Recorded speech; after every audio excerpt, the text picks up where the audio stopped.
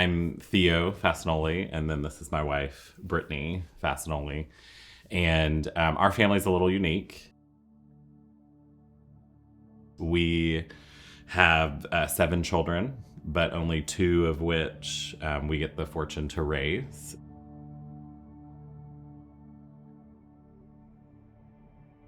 We had our daughter, our first daughter, Tessa, in 2017. And when she was 2 years old, we got pregnant with our second daughter, Hannah.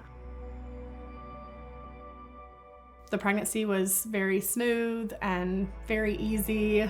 But around 29 weeks, I realized I don't think I have felt her move in a while. I was trying not to be like a paranoid mom and go to the emergency room, which I would kick myself for later. We went to the hospital, they hooked me back up, and they monitored for a while, and they did an ultrasound of like 30 minutes. And over the course of that 30 minutes, it was clear that Hannah was struggling.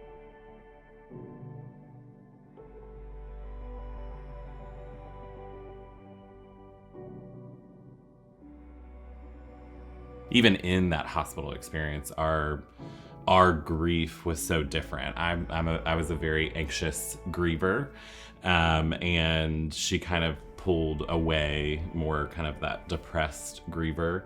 And so that just kind of continued in the weeks and the months that followed. There was a lot of bitterness, a lot of resentment, a lot of questioning of why me, why did Hannah have to die?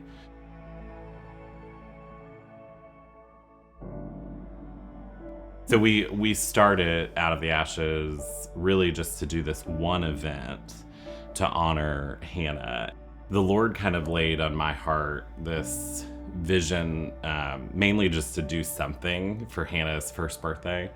I presented that to her, of this idea of a simple 5K and remembrance walk. He says simple, but I had simple in my head. I was thinking, a couple of our friends and family members holding a candle in the evening, walking through the neighborhood.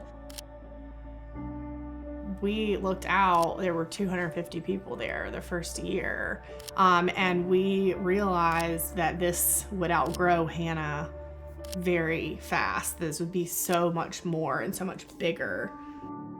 From there, when we were at that first 5K and remembrance walk, and just over that year of planning it, we met dozens of families who had walked through a pregnancy loss or an infant loss, or were walking through infertility. And so the event became more than just about Hannah. So Out of the Ashes has 4 programs. We have our Hands of Hope program. The biggest part of that program is our care packs and hope boxes. Those are how we invite people in, how we initially connect with a bereaved family. So a friend or family member can actually place an order to send to their friend who is going through loss or infertility, and we fulfill it. We put the box together and we ship it to that family from their friend.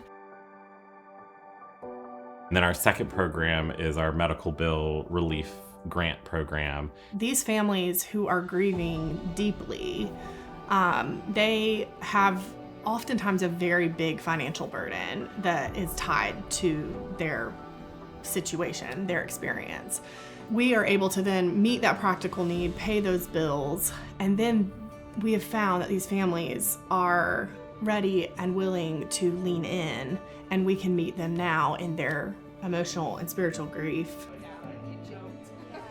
Our Restored Together program is all about providing a space that involves a community group where they are led by local pastors and local Christian counselors through those tough questions like, is God good? Is God a protector? Our care team, they walk alongside one-on-one or in small groups, families that are bereaved or walking through infertility. And then our last program is called A Time to Honor, which involves the annual 5K and Remembrance Walk, as well as some other events throughout the year. But that program's focus is just ongoing recognition that grief isn't a short time. This still gives them a place to honor 25, 50 years later. This event and these different events throughout the year are a place for these parents to come and be those kids' parents.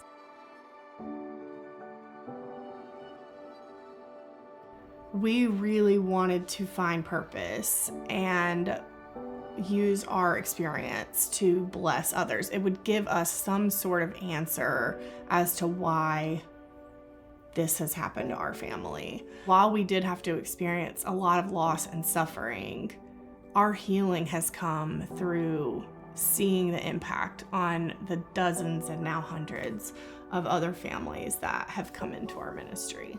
Our experience would give opportunities for other families to enter into something that we felt like we didn't have and create this beautiful community of people that needed each other. I think that ultimate hope is that restoration, but restoration in the Lord. And I think what that looks like is, how can you find peace, and peace not based on an outcome?